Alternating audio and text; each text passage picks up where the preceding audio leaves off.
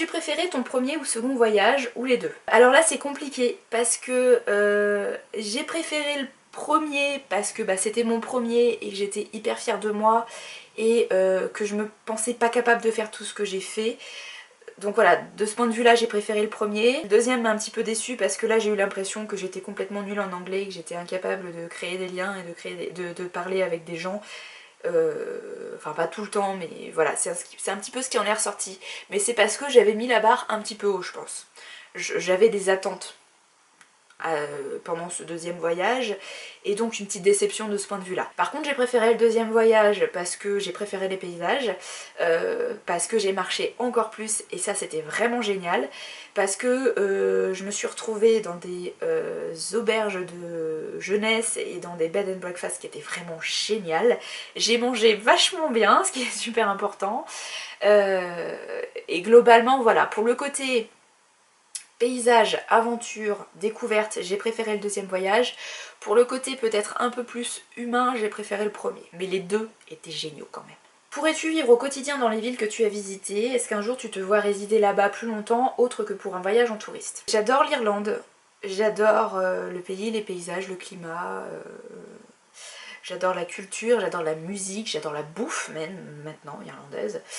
Mais y vivre, je sais pas. Après c'est sûr que si j'y restais ne serait-ce qu'un mois, 2 mois, 3 mois, je serais très certainement obligée d'améliorer mon anglais, ma compréhension et mon oral, et forcément je pense que je me lierais avec des personnes, je me ferais des amis, je créerais des liens, etc. Mais je pense que ça serait quand même un petit peu compliqué au début. Et c'est un pas de plus à franchir, je suis pas sûre que j'en suis capable actuellement. Peut-être un jour, je me ferme pas la porte, mais là actuellement je suis pas sûre. Vivre au quotidien dans les villes que j'ai visitées, oui, je me suis dit très régulièrement pendant ce voyage, et notamment là pendant ce voyage au mois de mai, que clairement vivre dans une ville comme Dunglo, mais c'est un petit peu le paradis. Voilà, vivre au bord de l'océan, enfin vous ouvrez votre fenêtre, vous avez la vue sur la baie, vous allez en ville à pied, vous avez tout sur place, etc. Ouais, c'est complètement une autre vie, ça c'est sûr. Le quotidien, si vous êtes milliardaire et que vous n'avez pas besoin de travailler et qu'il suffit juste de se lever avec la vue sur l'océan, oui, c'est génial. Après, est-ce que vraiment au quotidien c'est génial? Je sais pas. Et surtout, est-ce que la vie en automne et en hiver, avec la pluie, l'humidité, etc., est-ce que c'est si génial que ça? Parce que moi, j'ai fait que des séjours au mois de mai, au mois d'août et au mois de septembre. Et donc j'ai eu la chance d'avoir des très belles journées, d'avoir pas beaucoup de pluie. Donc c'est super, la lumière, les couleurs, le climat, c'est 25 degrés grand maximum. Moi ça me va hyper bien, ça c'est génial. Par contre après, est-ce qu'en hiver, quand il pleut beaucoup et que c'est hyper humide, je suis pas sûre que ce soit aussi bien la vie là-bas au quotidien. Voilà, donc j'en sais rien, sincèrement je sais pas. As-tu dansé durant ton séjour? Non, c'est une grosse déception. Pourtant à Dunglo, donc là où je suis restée 6 jours, enfin 6 nuits en tout cas, j'ai cherché des écoles de danse. Après j'aurais peut-être pu poser la question, mais j'ai cherché, j'ai demandé est-ce qu'il y avait des sessions de musique irlandaise pour danser dans les pubs. Et en fait non, parce que j'étais en basse saison. Ils font ça l'été quand il y a un petit peu plus de touristes, donc en juillet et août. Mais non, il n'y avait pas encore. Donc non, je n'ai pas dansé, c'est ma grosse déception. Et je n'ai pas dansé non plus au mois de septembre. Double déception. As-tu croisé des animaux sauvages? Des moutons. Mais est-ce qu'on peut dire que c'est sauvage? Je ne suis pas sûre. J'ai croisé beaucoup de moutons. Beaucoup de chevaux dans le Connemara au mois de septembre, c'est pas un mythe ça non plus. Sinon des traces de sanglier là quand je me suis retrouvée dans le petit sentier complètement perdu, mais sinon non, pas d'animaux sauvages. Pourtant j'ai ouvert les yeux, hein. J'ai essayé de regarder, je suis passée un petit peu dans des forêts, dans le bog, dans le marécage, etc. Je me suis dit je vais peut-être voir des bestioles, mais non. Par contre énormément de papillons, donc ça c'est cool parce que je trouve qu'en France on n'en a pas non plus, on en a de moins en moins. Beaucoup de bourdons, alors ça je trouvais ça hallucinant, il y avait des bourdons partout. Pas beaucoup d'abeilles par contre, bizarre. Mais beaucoup de bourdons, ouais, ça m'a surprise. Que ferais-tu différemment pour améliorer ton prochain voyage? J'améliorerais mon anglais. Voilà. Ça, c'est vraiment le point à améliorer. Pour avoir l'occasion de discuter plus, d'avoir des vraies conversations avec les gens. Et pas rester sur le basique. Est-ce que certains jours, t'en as pas eu marre de marcher au point de te dire demain je me déplace en vélo, à cheval ou à dos de licorne? En fait tous les matins quand je me levais j'avais super envie de marcher. Même quand j'avais mal aux jambes, même quand j'avais des ampoules, même quand j'avais un hyper gros coup de soleil qui me faisait super mal. J'avais vraiment envie de marcher, prendre l'air, voir des paysages, voilà, j'avais envie de partir en rando tous les matins. Et puis au fur et à mesure de la journée, quand vous avez fait 15 km, 17 km, 20 km, bah, il y a une certaine lassitude qui se met en place. Et là on marche un peu comme des robots. C'est ce qu'explique très bien Cheryl Strayed dans son livre autobiographique Wild, que j'ai lu il y a pas longtemps et que j'ai adoré, enfin que j'ai lu justement pendant mon séjour en Irlande au mois de mai. Après, est-ce que j'en ai eu marre au point d'avoir envie de me déplacer autrement? Non. J'ai jamais eu vraiment envie de me déplacer en vélo. Je me suis déplacée en bus d'une étape à l'autre par contre, mais sinon j'ai pas eu envie de me déplacer en vélo ou à dos de licorne. Parce que je trouve que la marche c'est une façon lente de découvrir un pays et c'est super cool. On prend son temps, on s'arrête quand on veut et ça c'est génial. Est-ce que l'herbe est plus verte en Irlande? Oui, l'herbe est très verte en Irlande parce qu'il pleut quand même pas mal, donc c'est assez connu pour ça. C'est très vert, oui. Et en même temps c'est pas vrai partout. Il y a énormément de paysages différents en Irlande selon les régions. Vous avez des paysages très verts, beaucoup d'herbes, vous avez des paysages vallonnés, vous avez des paysages de montagne, et quand je dis montagne, c'est il n'y a pas d'herbe en fait, c'est de la terre, c'est marron, c'est gris, c'est de la bruyère, donc violet parfois, certaines périodes de l'année, c'est du genêt, donc c'est jaune, ça fait un petit peu penser au paysage du sud finalement. Vous avez des falaises, vous avez le bleu des océans, le bleu des lacs, beaucoup de lacs dans certaines régions, voilà donc beaucoup de couleurs et finalement peut-être pas tant de vert que ça, parce que pas tant d'arbres que ça dans certains endroits, même pas d'arbres du tout, mais beaucoup plus de gris, de marron, de pierre, c'est parfois très aride finalement. Pas si verdoyant que ça. Voilà, donc ça dépend vraiment les endroits où vous allez en Irlande. Éteignais-tu ton portable pendant tes marches? Non, parce qu'en fait, mon portable me servait beaucoup comme carte avec l'application MapMe, donc je m'y référais pas mal. En fait, dès que j'arrivais à un embranchement, même si j'étais quasiment certaine de l'endroit où tourner, je vérifiais quand même sur mon portable, donc il n'était pas éteint. Ensuite, ça c'est une petite private joke avec une de mes collègues qui m'avait dit surtout t'actives la localisation très régulièrement, comme ça si tu disparais on aura ta localisation au dernier endroit où tu es passé et où tu avais activé le truc. Donc très régulièrement j'ai activé la localisation du portable, non seulement pour avoir le point sur la carte, pour vraiment être sûre que j'étais au bon endroit, mais en plus voilà, je me suis dit si je disparais, il y aura une localisation qui aura été faite GPS. Donc non, j'éteignais pas mon portable. Et puis j'ai quand même essayé de prendre quelques photos et quelques vidéos régulièrement pour Instagram, sur les réseaux sociaux, etc. Après, je m'en suis vraiment rendu compte pendant ce deuxième séjour, je me suis forcée finalement à prendre des photos et à tourner des vidéos parce que j'avais envie d'avoir un souvenir bien sûr, mais aussi pour mes proches qui avaient envie de savoir où j'étais, etc. Mais globalement, c'est pas automatique pour moi de prendre des photos et de filmer. C'est pas quelque chose que je fais naturellement et que j'apprécie. Parce que finalement, et c'est une des réflexions que j'ai beaucoup ces derniers temps, notamment avec des amis et des collègues, je trouve qu'à force de prendre des photos, de tourner et de se mettre en scène, notamment pour les réseaux sociaux, on en oublie de vivre le moment présent. On vit à travers ce prisme-là du réseau social, du téléphone, de l'appareil photo, et moi ça me gêne énormément. Voilà, j'ai pas envie de faire des photos et de prendre des vidéos pour m'afficher et pour mettre sur les réseaux. Si je le fais, c'est vraiment pour mes souvenirs personnels. Et encore, finalement, je préfère me souvenir moi, dans ma tête, et vivre vraiment à fond le moment. Est-ce que parfois tu écoutais de la musique des radios irlandaises?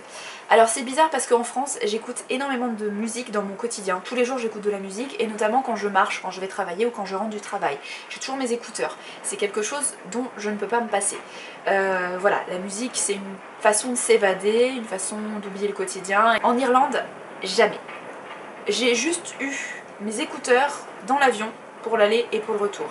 Mais même dans le bus, quand j'ai eu 4 heures de voyage pour faire Dublin-Sligo, 3h30, j'avais même pas la musique parce que j'avais envie d'écouter les gens discuter en anglais, d'écouter justement la radio qui était en route dans le bus. Voilà, j'avais envie de percevoir tout ce qui m'entourait, mais que ce soit les images mais aussi les sons. J'avais envie d'avoir tout, le maximum. Et quand je marchais, bah pareil, j'avais envie de tout avoir. Pas de musique, pendant mes marches. Par contre, tous les soirs, j'essayais de regarder les nouvelles aux informations. Et donc parfois il passe de la musique. En fait il y a certaines chaînes à la télé irlandaise qui se transforment en chaînes de radio au bout d'un moment, à une certaine heure de la soirée.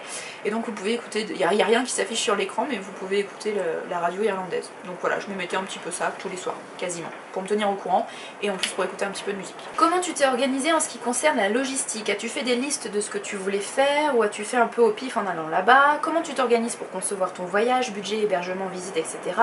Pour les endroits que tu as visités, tu as planifié avant ton départ ou tu as improvisé une fois là-bas? Pour le budget, comment as-tu géré, surtout au niveau de l'hébergement qui est souvent plus cher quand on voyage en solo? Voilà, j'ai rassemblé un petit peu toutes ces questions qui me semblaient être plutôt proches. Alors, comment je me suis organisée pour mon budget? Je vais commencer par là. J'ai pris les billets d'avion pas mal en avance, au moins 4 mois à l'avance. Comme ça, ça permet d'avoir des billets un petit peu moins chers et ça permet d'étaler les dépenses. J'ai également pris mes hébergements le plus tôt possible. En auberge de jeunesse ou en bed and breakfast, et donc c'est pareil, comme ça permet d'étaler un petit peu les règlements, parce que soit vous pouvez choisir de payer tout de suite dès que vous réservez, mais là en sachant qu'après pour les remboursements c'est un petit peu plus compliqué, soit vous payez une fois sur place. J'ai aussi payé un petit peu en avance mes billets de bus et mon passe bus justement une fois là-bas. Voilà, ça permet un petit peu d'étaler les dépenses.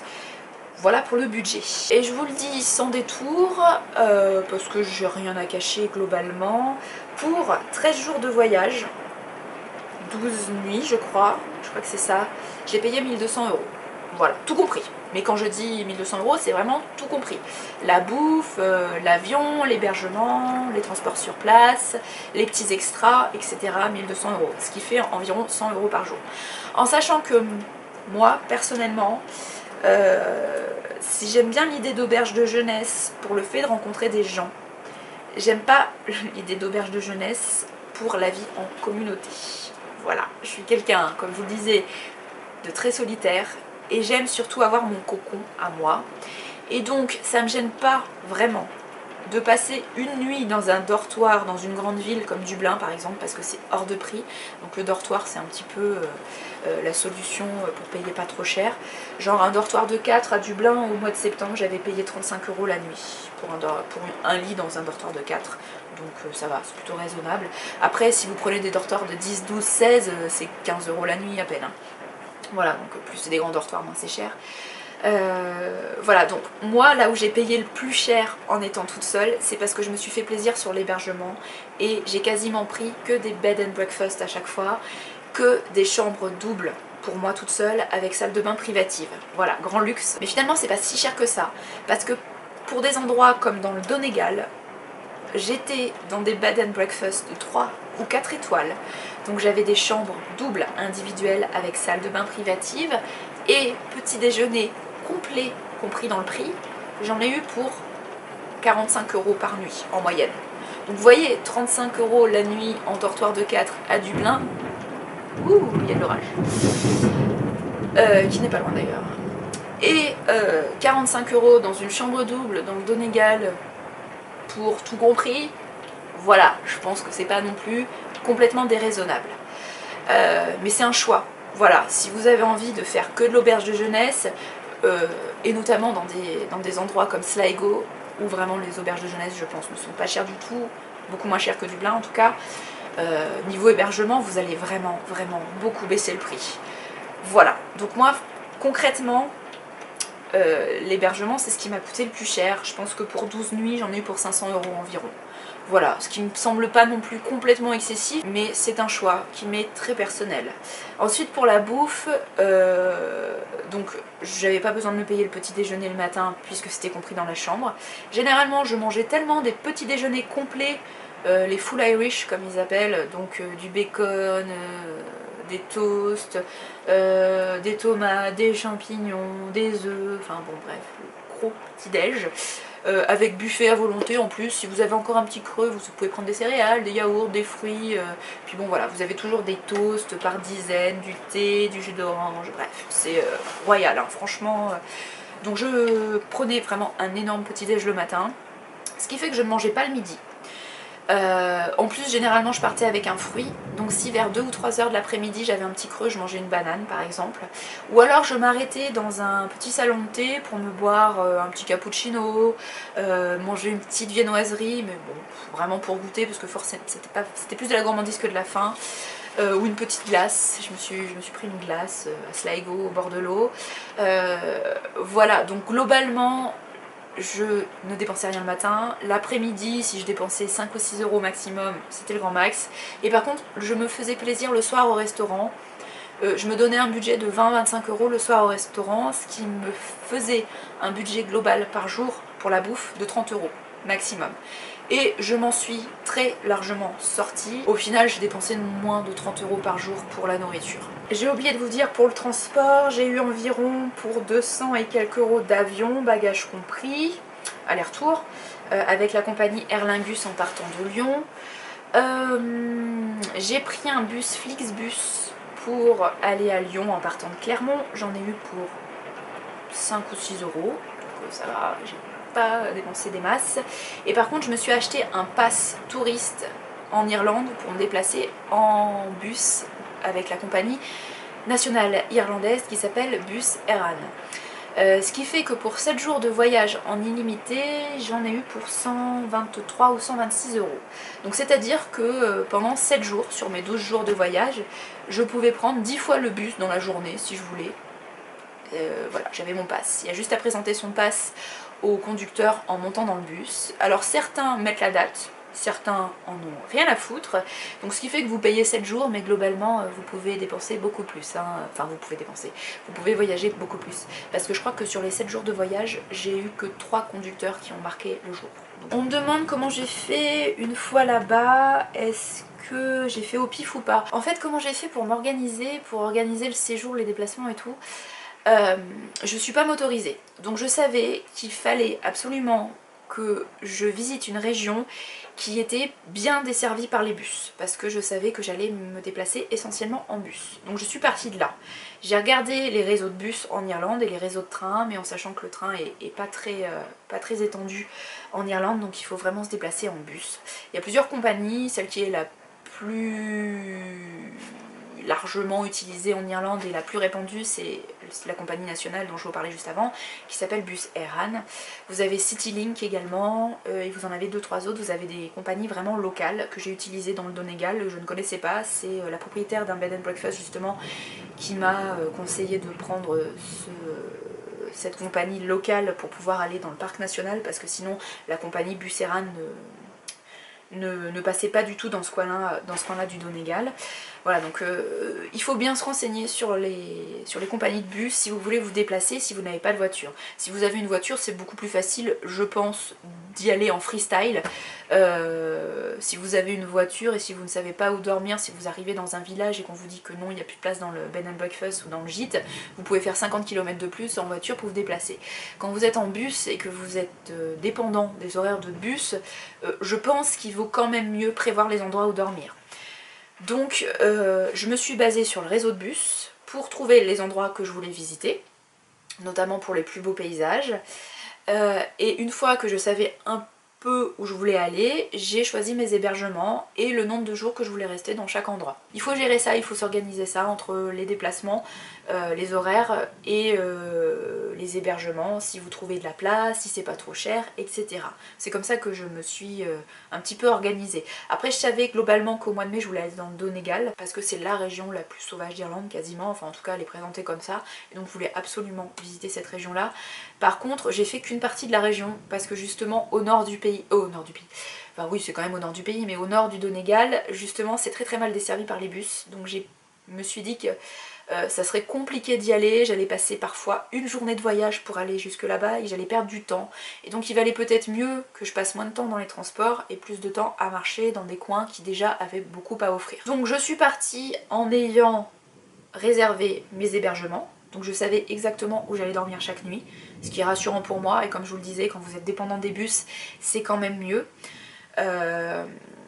Et ensuite je savais globalement ce que j'allais faire chaque jour, en tout cas dans quelle direction j'allais me diriger. mais c'était en gros. Voilà, je me réveillais le matin, très tôt, assez tôt, vers 7h, 7h30, je suis pas une grosse dormeuse, et puis le soir je me couchais jamais bien tard, hein, 23h, minuit grand max, mais voilà, 7h30, 8h grand maximum, et en fait non, je pense que je me suis jamais réveillée à 8h, 7h30 maximum, j'étais debout, je prenais le temps dans ma chambre de me préparer, je bouquinais un petit peu, et justement, là je me disais bon qu'est-ce que tu peux faire aujourd'hui, et selon le temps, selon la motivation, je choisissais ce que je voulais faire. Ensuite vers 8h30, 9h, 9h plutôt, j'allais déjeuner, donc un gros petit déj, généralement qui durait bien 3/4 d'heure, 1 heure, je prenais mon temps, voilà, et ensuite vers 10h, 10h30, je quittais ma chambre et commençais vraiment ma journée. Mais là, je me laissais un petit peu porter, voilà, par le temps, par ma douleur au pied, par l'envie, par la motivation. Pour le transport, j'ai vu que tu as pris un Flixbus, et après le Flixbus, tu as fait comment, et les tarifs, est-ce que c'est cher ou est-ce raisonnable? Donc j'ai déjà plus ou moins répondu à la question. Flixbus, c'est vraiment en France que ça fonctionne, et dans d'autres pays européens, mais pas en Irlande en tout cas, hein. Flixbus, c'est une compagnie allemande, il me semble, à la base. Donc moi, j'ai vraiment pris le Flixbus pour faire Clermont-Lyon, parce que c'est beaucoup moins cher que le train. Mais sinon, en Irlande, je me suis déplacée en bus Eran, voilà, au mois de mai. Au mois de septembre, j'avais aussi fait Citylink et le train. Mais Flixbus, ça n'existe pas en Irlande. Les tarifs, est-ce que c'est cher ou est-ce raisonnable? Si vous vous déplacez beaucoup, je vous invite à prendre un pass bus Eran, mais dans tous les cas, je vous invite à faire des comparaisons sur les sites, et si vous le pouvez, à acheter vos billets en ligne, parce que si vous achetez vos billets en ligne, vous avez des réductions. Et surtout faites des simulations, voilà, sur les sites, parce que parfois, et ça c'est un petit peu bizarre, dans les bus notamment, vous pouvez avoir des trajets de 3 heures, 3 ou 4 heures, par exemple entre Dublin et Sligo, j'ai eu 3h30, le billet coûte 19 € je crois, donc c'est quand même plutôt rentable, et à côté de ça vous allez faire un petit trajet d'une demi-heure régional, et là vous en avez pour 9 balles. Donc faut comparer. Faut comparer les compagnies, faut comparer si ça vaut plus le coup de payer chaque petit trajet en prenant les réductions qu'il y a sur le site, ou si ça vaut plus le coup de prendre un pass qui vous permet de ne pas réfléchir et de voyager en illimité sur un nombre de jours donné. Voilà, c'est vraiment à comparer. Moi, cette fois, au mois de mai, j'ai préféré le pass qui me revenait moins cher et qui était moins contraignant que de prendre des petits billets à chaque fois que je devais faire un petit bout de chemin en bus. Parfois, je devais faire plusieurs bouts de chemin dans la même journée et ça me revenait plus cher que le pass. Voilà, mais c'est vraiment à calculer. Sachant que moi, j'aimerais voir plus des musées, bibliothèques, endroits touristiques, je veux bien que tu partages 2-3 endroits que tu as bien appréciés. Alors, bah moi, globalement, si je vais en Irlande, c'est plutôt pour voir les paysages et pas vraiment pour m'enfermer dans les musées. Et les bibliothèques. Forcément le truc le plus connu en Irlande, à Dublin en tout cas, c'est le Trinity College. Vous avez le livre de Kells, qui est un manuscrit médiéval très ancien, je pense le plus vieux d'Europe, qui est exposé dans la bibliothèque du Trinity College. Je crois que c'est 10 ou 12 € l'entrée, je ne l'ai jamais fait. C'est un truc à faire je pense, mais je l'ai jamais fait. Voilà, il y a toujours un monde de fou, donc ça m'ennuie, ça m'agace, j'ai pas envie de m'enfermer, mais c'est vrai que c'est un truc à voir, je pense que il faudrait que je le fasse. Dans les trucs gratuits que vous pouvez visiter à Dublin, il y a le muséum d'histoire naturelle qui est assez petit mais que c'est plutôt pas mal. Le musée d'archéologie je crois qui est gratuit, qu'on a fait il me semble, mais j'ai pas trop de souvenirs. Vous avez le musée national qui est gratuit aussi, mais pour une capitale comme Dublin qui est pas vraiment génial. Voilà, pour les trucs gratuits que j'ai pu faire à Dublin, il me semble que c'est tout. Après vous avez des parcs, vous avez un zoo que je n'ai pas fait, le zoo. Voilà pour Dublin. Vous avez forcément le musée Guinness, mais moi j'y suis jamais allée parce que je ne bois pas d'alcool, donc c'est pas que ça m'intéresse pas d'aller faire le musée Guinness, mais en fait je pourrais même pas profiter de la dégustation qui apparemment est géniale, donc je me dis c'est quand même un peu dommage de payer l'entrée d'un musée pour en faire pour pouvoir en profiter que à moitié en fait. Voilà, mais a priori ça à faire, c'est plutôt bien. Il y a le musée de la danse par contre que j'aimerais bien faire à Dublin, le musée de la danse irlandaise, ça doit être bien cool, mais j'ai pas encore eu l'occasion de le faire. Voilà, donc prochaine visite peut-être. À Galloway, j'ai aucune idée de ce que vous pouvez visiter. Ouais, il y a la cathédrale, la grande cathédrale qui est gratuite, vous pouvez y entrer. À Dublin, tout ce qui est château, église, etc., tout est payant il me semble, hein, donc j'en ai fait aucune. On on a visité le monastère Claude MacNoise qui est au centre du pays, qui est un monastère plus ou moins en ruine, pas très loin de la ville d'Athlone, donc vraiment au centre du pays, qui est plutôt chouette à faire. C'est très beau paysage. Et il y a un musée, enfin un endroit couvert où vous apprenez un petit peu tout ce qui s'est passé dans le monastère avant, donc ça c'est plutôt sympa. C'est payant mais c'est pas excessif, ça doit être 4 ou 5 euros je crois, un truc comme ça, donc vraiment rien d'excessif. On avait fait la visite d'un château aussi, mais je sais plus du tout à quel endroit, qui était payant, et je crois que pour les étudiants c'était 3 ou 4 euros l'entrée. Voilà, donc pas cher non plus, mais je suis incapable de vous dire où. Mais globalement, en fait, j'aime bien faire les trucs gratuits et les trucs en plein air.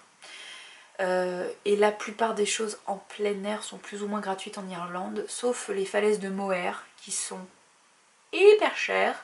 D'ailleurs c'est de l'abus, parce qu'en fait vous payez l'emplacement du parking et vous payez par voiture et par passager. Mais un truc de fou. Le problème c'est que je pense qu'il y a des petits chemins détournés que les locaux connaissent, vous pouvez y aller gratuitement et prendre des photos, mais sinon la voie touristique de base, vous vous retrouvez à payer le parking si vous voulez aller aux falaises de Moher, et je trouve ça hyper dommage. Donc ça on l'a pas fait, on les a vus de loin.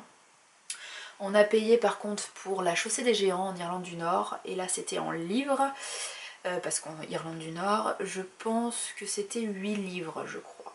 8 ou 10 livres, je vais pas dire de conneries, je sais plus, c'était en 2014, ça a peut-être augmenté depuis. Voilà, mais ça vaut le coup, c'est très joli à faire. Mais c'est les deux seuls endroits vraiment naturels où on a payé. Sinon, moi là pendant mes voyages solo, j'ai payé aucune entrée de musée, bibliothèque, etc. J'ai vraiment fait que des sites touristiques libres dans le Connemara, et j'ai vraiment globalement fait que de la rando parce que c'est vraiment ce qui m'intéressait. Voilà, donc j'ai pas vraiment de bons plans à vous donner de ce point de vue là, j'en suis navrée.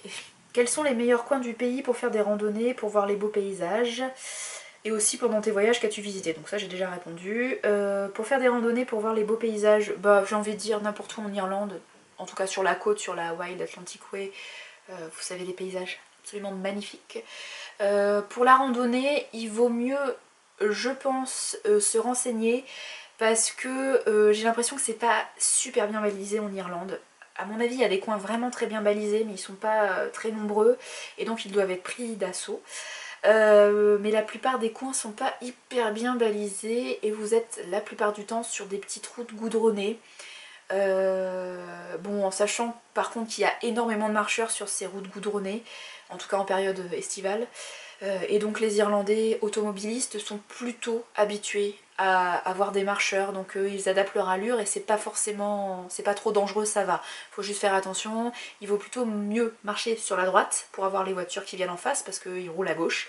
Voilà, et quand vous arrivez dans un virage où il y a assez peu de visibilité, bah, essayez d'écouter si vous entendez une voiture. Mais voilà, il n'y a pas énormément de chemins balisés pour les randonnées, il me semble, en Irlande. C'est vraiment sur les petites routes de campagne.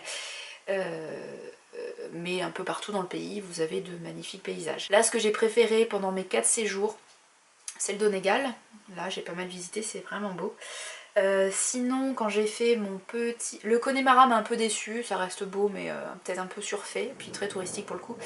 Mais quand j'avais fait le tour de l'Irlande en voiture avec 2 amis, les endroits que j'ai préférés c'est la péninsule de Dingle. Mais là c'est vraiment super beau, on n'y est pas resté longtemps et justement un prochain voyage j'aimerais bien y aller. Mais là niveau bus il n'y a pas grand chose donc c'est à réfléchir. Mais la péninsule de Dingle est exceptionnellement belle. As-tu des lieux à Dublin même ou possibilité de faire l'aller-retour dans la journée? Là je pense que la personne voulait dire au cas où on loge sur Dublin, des endroits à visiter dans Dublin même ou alors des endroits pas très loin de Dublin pour pouvoir faire l'aller-retour dans la journée.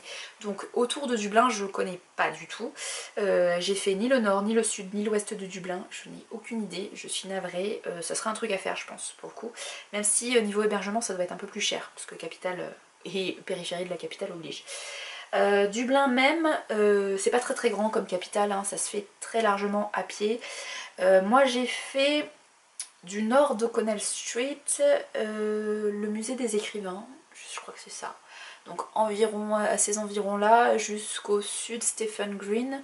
Donc là ça se fait à pied assez facilement, et vous passez sur O'Connell Street, vous passez devant le Trinity College, pas très loin de Temple Bar, voilà, vous faites la ligne droite.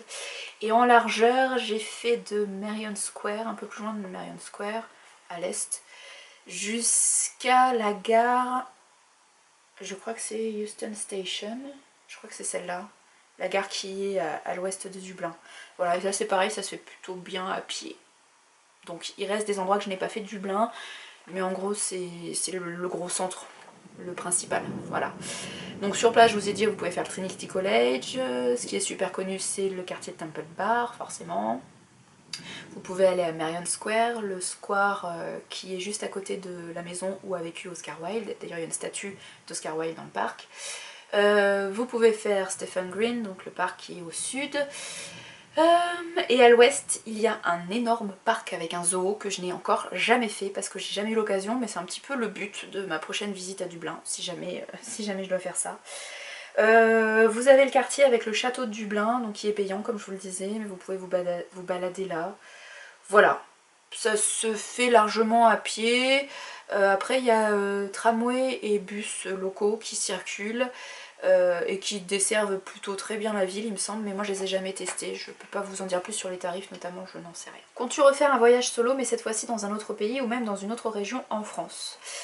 Oui, je pense que je repartirai en solo très volontiers. Je repartirai très certainement un jour en Irlande. Ce sera peut-être pas mon prochain voyage parce que je l'ai déjà fait plusieurs fois, donc voilà. Mais bon, je retournerai toujours en Irlande, hein. Je pense que je m'en passerai pas, je m'en lasserai pas. Après, là, j'aimerais bien visiter des pays comme l'Islande, la Norvège, le Danemark, la Suède, la Finlande. Mais c'est hyper cher. Genre 75 € la nuit en dortoir en Islande. Donc j'ai carrément pas les moyens, c'est pas possible. Donc je me suis dit peut-être les Pays-Bas, ça m'intéresserait bien. Et niveau financier c'est plutôt abordable j'ai l'impression. Voilà, ou le Danemark ça reste aussi plus ou moins abordable, donc j'aimerais bien faire ça pour un futur pays. Après, région de France, oui, j'aimerais beaucoup faire la Bretagne, que je ne connais pas. J'ai traversé directement, j'ai passé de l'autre côté, je suis directement allée en Irlande avant de faire la Bretagne, donc j'aimerais énormément faire la Bretagne parce que je sais que c'est des paysages qui me plairaient beaucoup, et le climat également. Ensuite j'aimerais bien faire en France, je sais pas, l'Ardèche, les Cévennes, etc. Je pense que ça doit être des paysages plutôt très jolis et assez sauvages. Donc voilà, genre là en France. Si vous avez des conseils d'ailleurs dans ces régions, n'hésitez pas. Je suis plutôt preneuse, ne serait-ce que pour la randonnée ou pour des hébergements. Voilà, je suis preneuse, n'hésitez pas. Je voulais savoir si niveau mental, perception de la vie, etc. ça avait changé quelque chose pour toi de voyager seule, de découvrir une autre culture.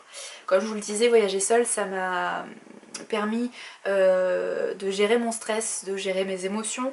Donc pour ça, ça m'a fait beaucoup grandir. Quel est ton plus beau souvenir? Je finirai là-dessus, c'est la dernière question. C'est dur de choisir un beau souvenir parce que j'ai vu de très beaux paysages, j'ai vu vraiment des jolies choses, je me suis dépassée, j'ai marché parfois jusqu'à 24-25 km, et je ne me croyais pas capable, donc ça c'est génial, donc c'est un beau souvenir par exemple. J'ai rencontré des gens super. Voilà, donc c'est compliqué de choisir un beau souvenir. Je pense finalement celui que j'ai envie de vous raconter parce que humainement c'était assez beau. C'était en septembre, le dernier jour. Vraiment le dernier jour de mon voyage, j'étais à Galway. Je devais attendre 3 ou 4 heures avant de pouvoir prendre ma chambre en auberge de jeunesse. Je suis descendue du bus, il était 11 h je crois. Donc j'avais du temps devant moi. Et je me suis dit bon bah tu vas aller te poser avec tes gros sacs à dos au parc au nord de Galway. Enfin parc, en fait c'est juste une étendue d'herbe avec des bancs en face de l'océan, hein. Il y a 0 arbre, c'est super. Donc je me suis assise là, j'ai mangé un sandwich et puis j'ai regardé le paysage. Et là il y a un garçon qui est arrivé, que j'avais déjà vu un peu plus tôt, il était en train de nourrir les canards et les cygnes. Et il s'est approché de moi, il s'approchait du banc et il m'a demandé si ça allait. Il m'a demandé s'il me dérangeait pas, si j'avais envie de discuter ou alors si je préférais toute seule, et dans ce cas là il pouvait partir, il n'y avait pas de souci. Donc je lui ai dit bah ok, j'ai bien envie de discuter. Il m'a demandé s'il pouvait s'asseoir, parce que si j'avais pas envie, il s'asseyait pas, et voilà, pas de souci. Et je sais pas, ça m'a mis en confiance en fait, je me suis dit bah j'ai bien envie de discuter, c'est mon dernier jour, c'est cool, et puis bon bah voilà, il est quand même hyper poli. Alors c'est peut-être une tentative de drague mais c'est pas grave, il est hyper poli, il est plutôt prévenant, je me sentais pas en danger, donc je me suis dit bah allez, oui vas-y, assieds-toi et puis on discute un peu. Donc j'ai appris que c'était un garçon qui avait 27 ans, qui s'appelait Chris. Je lui ai demandé ce qu'il faisait dans la vie, il m'a dit qu'il faisait pas grand chose, qu'il faisait un peu trop la fête, qu'il buvait un peu trop de Guinness et qu'il prenait un peu trop de coke. Là je me suis dit ah oui d'accord, je suis tombée sur le bon mec quand même. Mais en fait super sympa. Et de fil en aiguille je lui ai demandé s'il habitait à Galway, donc il m'a dit que oui, enfin qu'il habitait pas vraiment à Galway mais un peu en périphérie. Donc je lui ai demandé s'il pouvait me faire visiter la ville parce que voilà j'avais envie de visiter, et au final bah, ça s'est transformé en balade pendant 2 heures. Il m'a fait visiter la ville, il m'a fait visiter la cathédrale, les petits coins sympas de Galway, on a bien discuté, on a discuté de religion, on a discuté de politique, des attentats parce qu'il avait entendu parler des attentats en France. À un moment on est passé au-dessus d'un petit pont, on a regardé dans l'eau et il y avait beaucoup de pièces qui étaient jetées dans l'eau. Et donc il m'a expliqué que c'était une sorte de porte-bonheur, que les gens faisaient ça, ils faisaient un vœu, etc. Et là il a rigolé un petit peu en me disant « Oh mais tu crois certainement pas à ces choses-là ». Et là pour plaisanter je lui ai dit « Ah mais si je crois à tout ça et je crois aux fées ».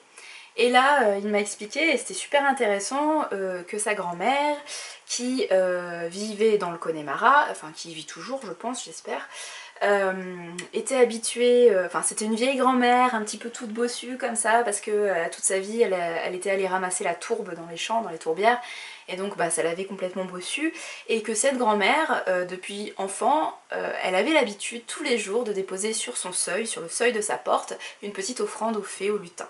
Voilà, donc on a discuté ça, c'était vraiment super, et j'ai trouvé que voilà, c'est peut-être mon plus beau souvenir, enfin un de mes plus beaux souvenirs, parce que c'était une jolie rencontre qui était tout en simplicité et c'était gratuit.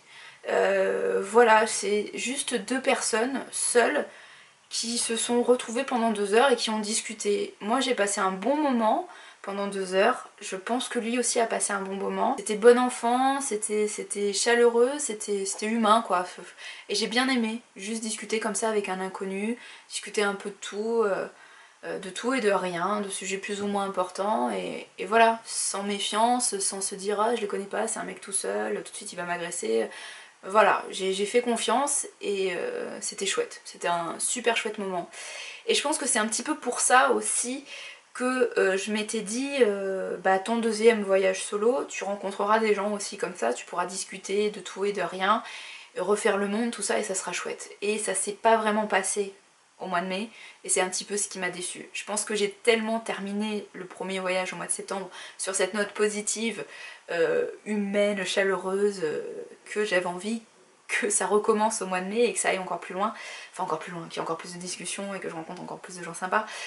Et voilà, comme ça s'est pas passé, ça a été un petit peu ma déception. Je m'arrête là avec ce joli souvenir, je trouve que c'est plutôt quelque chose d'assez positif de se dire qu'on peut discuter avec de parfaits étrangers dans la rue et en retirer de belles choses sans que tout de suite on pense au fait que bah voilà, un mec qui vient te parler dans la rue c'est forcément parce qu'il a envie de te draguer et que ça va mal se passer. Non, c'était super chouette et je garde vraiment ce beau souvenir en tête.